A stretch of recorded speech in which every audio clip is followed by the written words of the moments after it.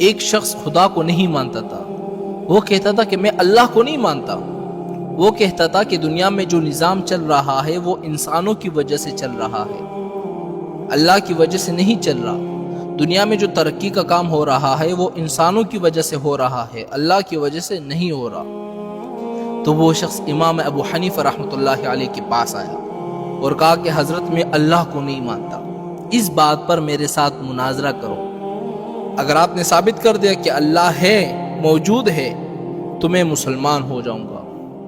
تو انہوں نے ٹائم رکھا کہ کل 10 بجے ہمارا اس بات پر مناظرہ ہوگا۔ تو امام ابو حنیفہ رحمۃ اللہ علیہ نے کہا ٹھیک ہے۔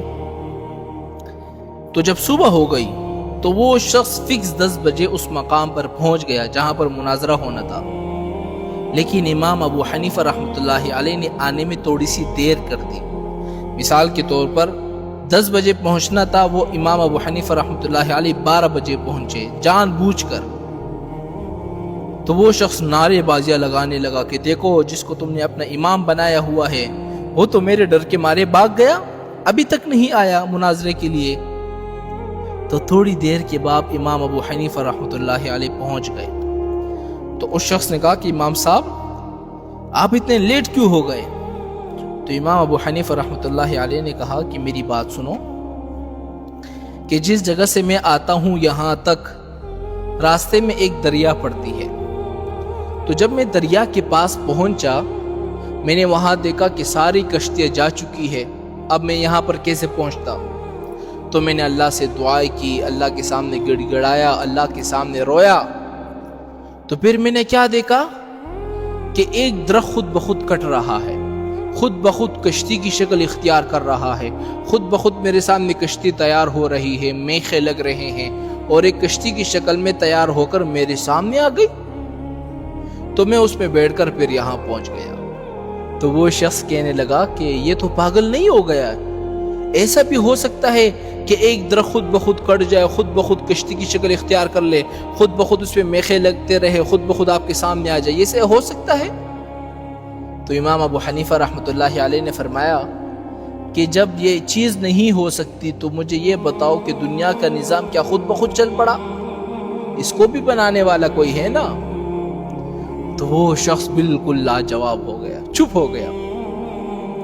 تو شخص نے کہا کہ امام صاحب چلو میں آپ کی یہ بات مان لیتا ہوں، مجھے یہ بتاؤ کہ اللہ اس وقت کہاں پر ہے؟ تو امام ابو حنیفہ رحمۃ اللہ علیہ نے فرمایا ٹھیک ہے میں بات کو ثابت کرتا ہوں کہ اللہ اس وقت کہاں پر ہے، میں بتاتا ہوں۔ آپ نے فرمایا کہ ایک دودھ کا کٹورا منگواؤ۔ دودھ کا کٹورا منگوایا گیا۔ تو امام صاحب نے فرمایا کہ اس دودھ کے اندر آپ کو مکھن نظر آ رہا ہے؟ مکھن؟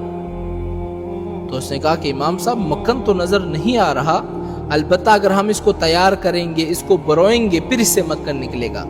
امام صاحب نے کہا نہیں مجھے مکھن دکھاؤ، اس دودھ کے اندر مکھن ہے کہاں پر؟ تو شخص نے کہا کہ مکھن تو ہے نہیں، لیکن جب اس کو تیار کیا جائے گا تب مکھن نکلے گا، مکھن اسی دودھ سے نکلتا ہے نا میرے بھائیوں۔ تو امام صاحب نے کہا کہ نہیں مجھے مکھن دکھاؤ۔ اس نے کہا مکھن تو فی الحال نظر نہیں آ رہا۔ تو امام صاحب نے فرمایا کہ جب تم اس مجازی چیز کو نہیں دیکھ سکتے تو تم اس حقیقی خدا کو کیسے دیکھ پاؤ گے؟ وہ شخص بالکل چپ ہو گیا، لاجواب ہو گیا۔ تو شخص نے ایک پھر سوال کیا، چلو آخری سوال امام صاحب، پھر اس کے بعد میں مسلمان ہو جاتا ہوں، اللہ کا رخ اس وقت کہاں پر ہے؟ تو امام صاحب نے فرمایا کہ چلو ایک موم بتی منگواؤ۔ موم بتی منگوائی گئی، آپ نے فرمایا اس کو جلاؤ۔ جب جلائی گئی تو امام صاحب نے فرمایا کہ اس کی روشنی کس طرف ہے؟ جب موم بتی کو بندہ چلاتا ہے تو چاروں طرف روشنی ہو جاتی ہے نا۔ تو شخص نے کہا روشنی تو چاروں طرف ہے۔